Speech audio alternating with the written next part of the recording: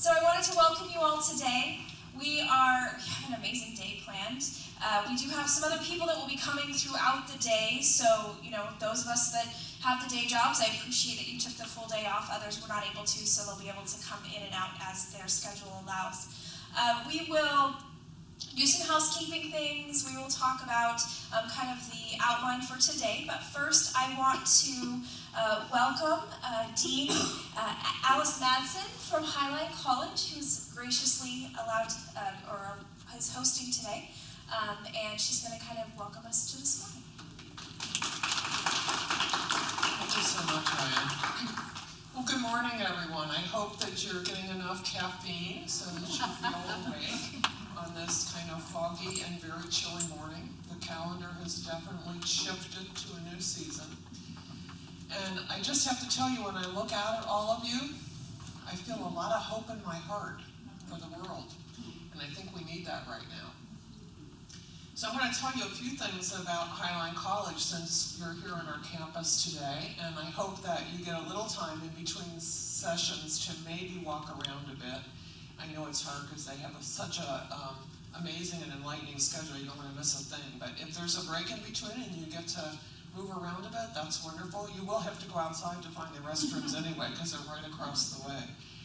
But we are on an 80-acre campus, and I think it's important to acknowledge that the campus is built on what were the grounds of indigenous people from the Muckleshoots and the Duwamish, and we want to be respectful of that. We also are the most ethnically, culturally, and linguistically diverse campus in all of Washington State in terms of our student population. We are over 70% students of color, and more than 130 languages are spoken on our campus. So if you get a chance to walk through Building 8, it's easier than going all the way to New York for the United Nations. You'll get to have a wonderful experience. That also means we have a lot of responsibility, because when you have that kind of diversity, you must be culturally responsive.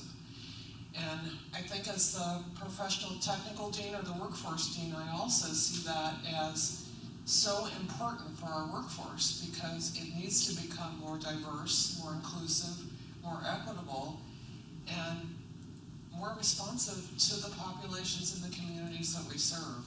So it's a lot of work, a lot of challenges, and tremendous opportunities. And I know a lot of you are in the midst of those kinds of challenges and opportunities as well. We have a new president. He's been with us since July. His name is Dr. John Mosby. He cares a great deal about the community, and I hope at some point you get a chance to meet him or talk with him. He's out and about a lot, and he's been very active and very busy in our community since he's been here. I took a look at the lineup for today, and I have to tell you, I was awestruck by the people that you're going to hear from today. I think it's going to be truly amazing. And I think there was never a more important time for the conversation about women in leadership and politics. And I think without getting too political, we can all agree that the time is now, and the time is for all of us to step forward and to participate actively. And I think we are almost all women in the room, but I see an ally over here. I'm making assumptions about all these things, but I would say women and allies of women, we need to be awake, and we need to participate. We can't just sit back. And in preparing for our meeting with you today, I thought it would be good to have some facts to share with you to kind of set the stage. And I know you're going to hear a lot of facts today, but if you're not awake and you're not just a little bit angry, I guess I would say, about how things are, I'm going to tell you some statistics that might get you there. So I'm going to start with the first one. You've all heard of the Fortune 500 companies? That means there's 500 companies. 32 have women CEOs. That's not good enough. Guess what percent of Congress is women? Anybody want to take a guess? 19.6% women. I do have a little bit of good news about that. Well, the total number of seats women hold in the current Congress have remained unchanged since 2014. Women lost lost one seat in the House while gaining one in the Senate. 2016 did bring major breakthroughs for women of color. 9 new women of color were elected to Congress, bringing the total number of women of color in the U.S. House of Representatives and the Senate to 38, the highest in U.S. history. So that is something to celebrate. Again, we're not there yet. Still not good enough. And fortunately, as you are all aware, we have the opportunity to make progress on this, because come 2018, all 435 House of Representatives seats will be up for election, along with 33 Senate seats. Put that on your list. Things to do, right? The next thing, women are more likely to live in poverty. According to the National Women's Law Center, last year, 1 in 8 women in the United States lived in poverty, a total of 16.9 million people. The numbers were even higher for single mothers, with a little over 1 in 3 single mothers living in poverty.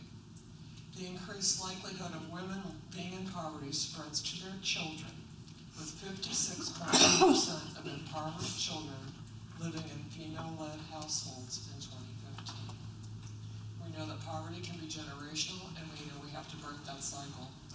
And we know one way to break the cycle is access and opportunity, especially to education.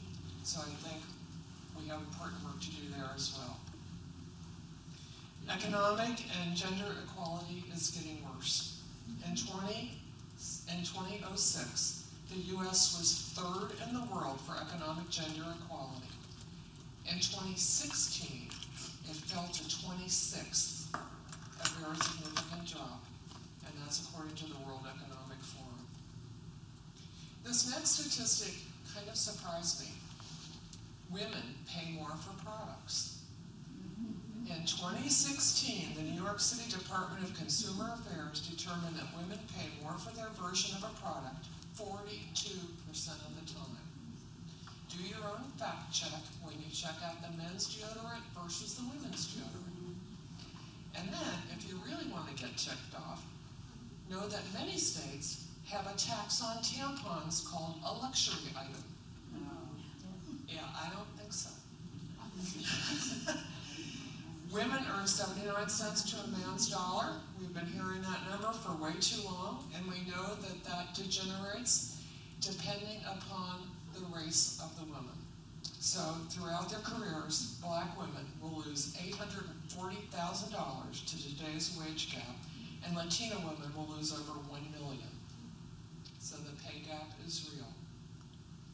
And my last statistic to share with you is that 10 million women a year are victims of domestic violence. Domestic violence is rampant in our country, and while men are victims as well, it primarily happens to women. In the even more horrendous event, death, women are murdered. 3 women, at least 3 women, are murdered every day by their boyfriend or husband. So I know that's depressing, but I hope it's also depressing in a way that you feel motivated to do something about it, because there's plenty of work for everyone in this room, every woman and ally you know, everyone in your family, to all get together and say the words equity, diversity, and inclusion are important. And let's add one more, justice. And I know you're going to talk about that today. And again, I see the lineup of people you have, and I recognize some of you here in the audience because I've worked with you. And I am just, again, awestruck by the day you're going to have. So when you leave today, you're going to be different than you were when you came in the door. You're going to have a head full of new information, and you're going to be ready for action. Thank you all for taking time for this important event.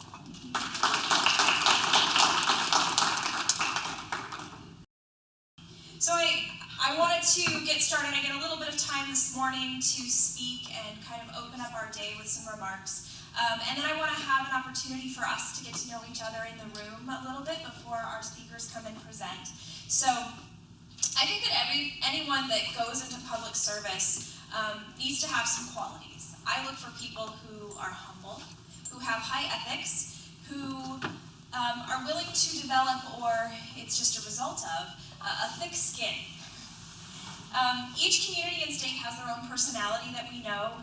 They have a state of philosophies for who they want to see running their community. And you're often dealing with individuals who are uninformed about the intricacies of how government works, sometimes the limitations, how budgets are made, and how outside laws and decisions can affect what's happening in your community, right? The government can't fix everything, despite what Facebook people would like to believe.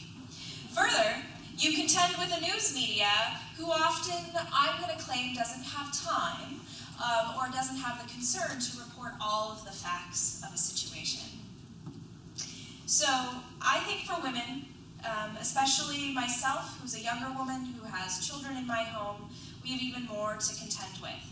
I'm a mother of a small child, caretaker for my parents. I live in a more traditionally modern partnership, and I feel a lot of pressure, possibly more pressure than some of my elder council members or my male council members when we talk about scheduling, or we're going to have a meeting run long, or we're just going to add this one thing on. A lot of the other council members say, oh, that's no problem. My wife's home, she can take care of that. Well, I have a child to contend with when I get home, who's going to give mama the guilt trip that I wasn't there for bedtime ritual. So, I often get dismissed in meetings regarding my comments by my elder colleagues who claim that I'm uninformed or I'm biased, when in fact the paperwork research stack in front of me, I always have a binder, a 3-inch binder I take to every council meeting with the research that I've done for that meeting and the notes that I've taken. They have nothing in front of them. I feel that I have to have more data behind my decisions so that I'm not second-guessed and still feel like every council meeting I'm still trying to earn my seat at the table. But there are benefits too. I have a background in psychology and criminal justice, and I use my compassion and my ability to educate to my benefit. I've been trained to reduce bias, to look at information from both sides, to basically help people understand right from wrong. I think women are less intimidating often in the community. I have a lot of people who will come up to me. I work a lot with law enforcement officers, and I do a lot of ride-alongs. And it's funny, because I always dress fairly professionally when I go, and so often I'm mistook as a detective. And so oftentimes if we arrive on a call, the individuals involved in the call will look at me and they will start talking to me and this is what happened, and do you understand? And I just use my active listening techniques and look at the officer like, you're getting this, right? And so the officer's asking questions and they're still looking at me and answering, and I'm like, okay, this is working, So I think there's that ability to come into a situation and be a little bit less intimidating, a little less scary. I also really love that we look at our communities differently than our male counterparts. And it's not just that we always look at it as a mother or as a woman, but we see things differently. And everyone does. We need all of those perspectives at the table. We had a council member resign, and we had to fill his seat, and so we did a special interview process, and all of these people came, and we narrowed it down, and everybody had their one person, and I'm like, I have 3. I do this a lot, they get tired of me. But I'm like, I have 3, I want to keep interviewing. And they're like, okay, this is going to be a long night. And afterwards, they were like, why did you pick those people? Because they couldn't see, they weren't like the rest of us on the panel. And I said, that's why. I said, each of them had a different perspective. One was a young mother, she had no experience in government, but we can teach her that stuff. She's specifically worried about how she's going to pay for her low-income family in this community and live. That's a valuable perspective we need on this council. And there was another gentleman who was trying to, start a new business for himself. He was a college student, and he wanted to come. And they didn't get it. They didn't get why we needed that perspective. So I really appreciate the women in this room. I appreciate our city just elected its first female mayor. I appreciate my senator, Judy Warnick. She's amazingly accessible to her community. She is at every community event that she can be at. Even when it's during session, she comes. And she's always willing to sit down and have a conversation with you over coffee. I believe that we have to have these multiple perspectives, and we have to have that focus that it's about our communities. It's not about us. It's not about me and what I think about on the council. It's not about my perspective and what's best for me and my family. It's about the community. So you're going to hear from many women today who've chosen to be leaders in their communities and in our government. We are going to get to know their stories, and I'm super excited for that because all of us have had different pathways to get to this room today. And so what's my personal story? How did I get here? Well, for me, for the council hat that I wear, it was about service, accountability, and consideration for my community. My town has been run by the Good Old Boys Network. We are a small town.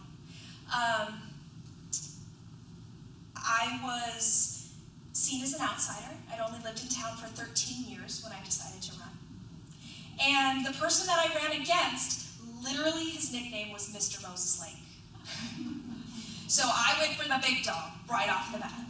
Okay. And I was told I didn't have what it took to be a competent council member.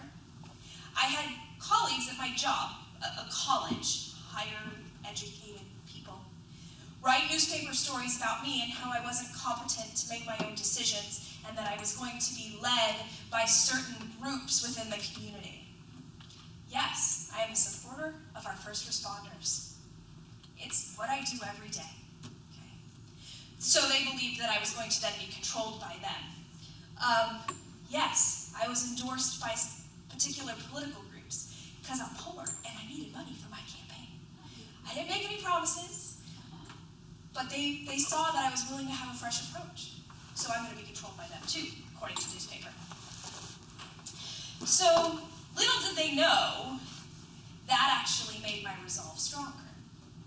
And it made me fight harder, and it made me more confident that the decision that I was making to run was the right one. So I went to work. I had already been involved in a great deal of community service. I love being in my community. I've worked with emergency management. I've worked with our prevention coalitions for reducing substance abuse among our youth in our community. I've worked with our domestic violence group. I work with our homeless task force. So I'm out and about. People knew who I was. And I teach at the college. So that's half the community right there. I've been going to council meetings for about 2 years. And I speak up. I read the agendas, because they're public. And if there was something that I thought the community perspective needed to be heard, I would fill out the little form, give it to the people, and I would get my chance to speak. Loved that. So much so that when they knew it was a contentious issue, they literally would look at me in the audience to see if I needed to say something. So they weren't making decisions that I thought were rational or even reasonable. And I often saw our city manager sat over there, and I often saw half the panel when it was decision time do this. What are we supposed to do? Be individual thinkers is what you're supposed to do. So I said, okay, I'm going to run. So I ran.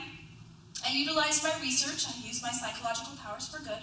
And I used my research on persuasion and decision-making and went against some of the successful campaign folk idea, and I won. 60-40 split against Mr. Moses Lake. Now, what I'll say is Mr. Moses Lake is an amazing man. He served his community well, as something that I said multiple times during my campaign. It was just his time to go. He had outserved. He had reached a point where his decision-making was no longer benefiting the needs of the community. And so that's why I felt that he was the individual I needed to run against. So it's important to honor the traditions. It's important to honor the things that have been done before us that have benefited our community. But when it's time for change, it's important for us to speak up and be willing to make that change.